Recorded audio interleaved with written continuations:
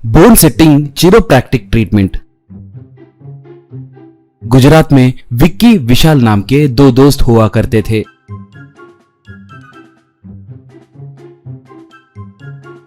एक बार विक्की विशाल के घर को आया।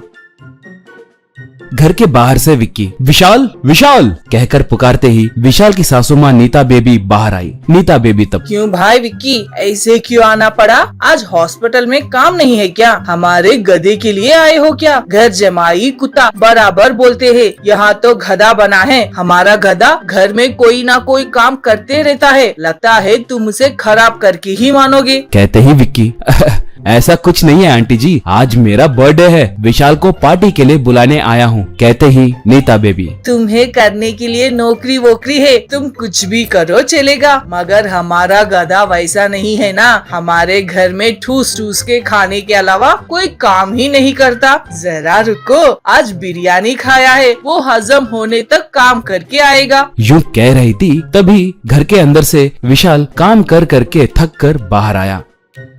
उसे देखते ही नीता बेबी क्यों दामाद जी, हुलिया ऐसे क्यों बनाए? लोग देखेंगे तो ये समझेंगे ना कि हम तुम्हारे साथ बहुत काम करवा रहे हैं। जानबूझकर ऐसे सूरत बनाए ना, जरा अच्छे से तैयार होकर आ सकते हो ना। बोली विशाल। ठीक है सासू माँ कहकर अंदर जाने लगा तो नीता बेबी रहने दो, तैयार होकर जाने के लिए कोई शादी तोड़ी जा रहे हो, पीने के लिए जा रहे हो, साबुन वेस्ट, नए कपड़े वेस्ट, सेंट वेस्ट। जाओ जाकर जल्दी आओ, आप जाके आकर गर्मा गर्म चपाती बनाए तो ही मैं खाऊंगी। कहते ही विशाल ठीक है सासू माँ, दोनों बाहर चले गए।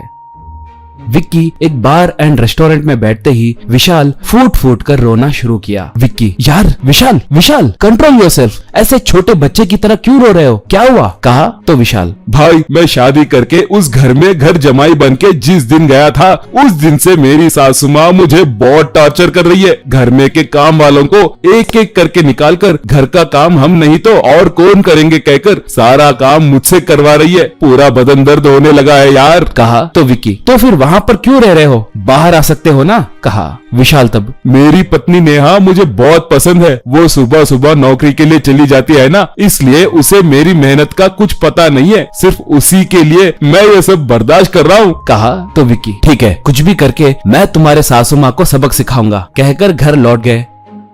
उन्हें देखकर नीता बेबी क्यों दामाद जी, इतनी देर क्यों हुई? एक बूढ़ी औरत घर में रहती है, उसे थोड़ा खाना देना है कहकर अकल नहीं है क्या? मैं उठी तो बैठ नहीं सकती, बैठी तो उठ नहीं सकती, बदन दर्द। कहते ही विक्की अरे सासू माँ, आपके दामाद का दोस्त डॉक्टर विक्की यहाँ पर है तो आपको बदन दर्द क्यों सहना, आइए चुटकी में आपके बदन दर्द को ठीक कर दूंगा। कहते ही नीता बेबी रहने दो बेटा, जैसे तैसे इलाज करके हजारों रुपए लूट लेते हैं आप लोग। बोली तो विक्की अरे रे आंटी जी, मैं आपके पास पैसे कैसे ले सकता हूँ, आपके लिए मुफ्त में इलाज करूंगा। यार विशाल जरा इधर आओ, मैं आंटी जी का इलाज करने के अंदर तुम अंदर जाकर गर्मा गर्म रोटियां बनाओ, जाओ। कहते ही विशाल यार संभल के धीरे से कह के चला गया। विक्की आइए आंटी जी, हाल ही में मैं चाइना जाकर चिरोप्रैक्टिक ट्रीटमेंट सीख कर आया हूँ, हड्डी फसलियों का इलाज आराम से करूंगा। कहा तो नीता बेबी अरे वाह, देश विदेश घूमकर ट्रीटमेंट सीख कर आए तो जरूर बहुत पैसे खर्च हुए होंगे। आप ऐसे लेट जाइए कहकर एक टेबल पे लेटने को कहा।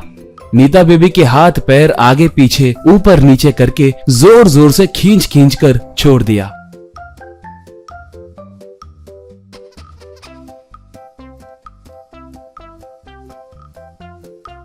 नीता बेबी अरे अरे दामाद जी, आपका दोस्त मेरा हाथ पैर तोड़ रहा है। अरे अरे। कहते ही विशाल रोटियां बनाते हुए हंसने लगा। Skating buffalo. एक गांव में बालकिशन नाम का एक ग्वाला रहता था। उसके पास एक भैंस थी। बालकिशन अपने भैंस को घर घर ले जाकर उनके सामने ही दूध दोहकर उन्हें देता था। उस गांव में जमींदार विठल राव का बेटा विलासराव रहता था। उसे कारों का बहुत शौक था। उसके पास कई किस्म के कार थे और साथ साथ रेस कार भी था। वो उस रेस कार में गांव में तेजी से चलाता हुआ जाता था। अपने कार के साथ साथ जो भी कार जाते उनकी खिल्ली उड़ाता रहता था। एक दिन बालकिशन अपनी भैंस को लेकर विलासराव के घर गया। वहाँ विलासराव अपने रेस कार को पहुंच रहा था। अरे विलास, तू कैसा है? लगता है कि छुट्टियों में तुम खूब मौज कर रहे हो। ए, तू क्या है? दूध बेचने वाले, तू मुझे तू कह के बुलाता है? सर कह के बुलाओ। हम दोनों क्लासमेट्स हैं ना, इसीलिए ऐसा बुलाया सर, आप बुरा ना मानिए।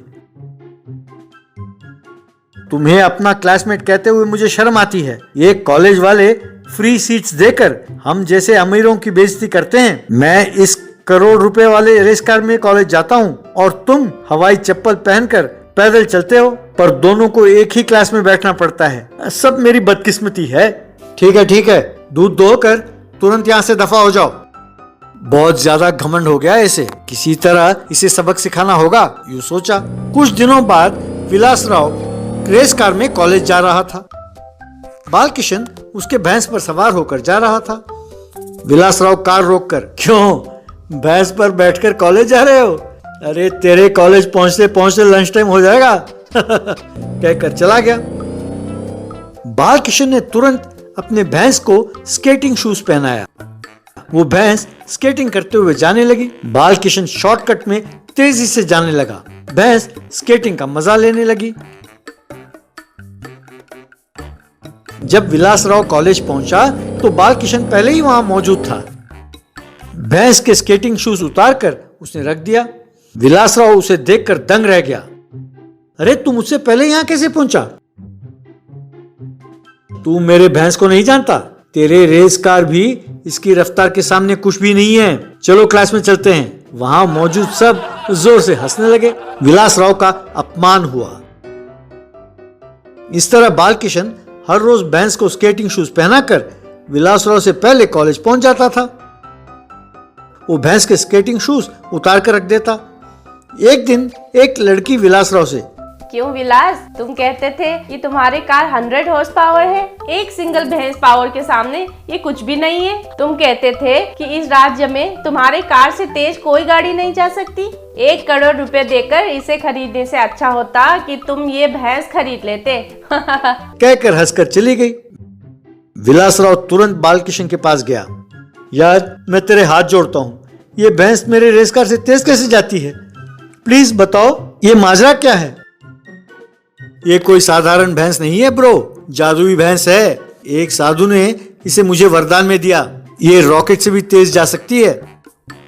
अच्छा, तो मेरे रेस कार को ले लो और बदले में ये भैंस मुझे दे दो। चाहो तो एक्स्ट्रा 50 लाख भी दूंगा। मना मत करना, तेरे पांव पड़ता हूँ। ठीक है, इतनी मिन्नतें कर रहे हो तो मैं तुम्हें ये दे देता हूँ। कल पैसे तैयार रखना।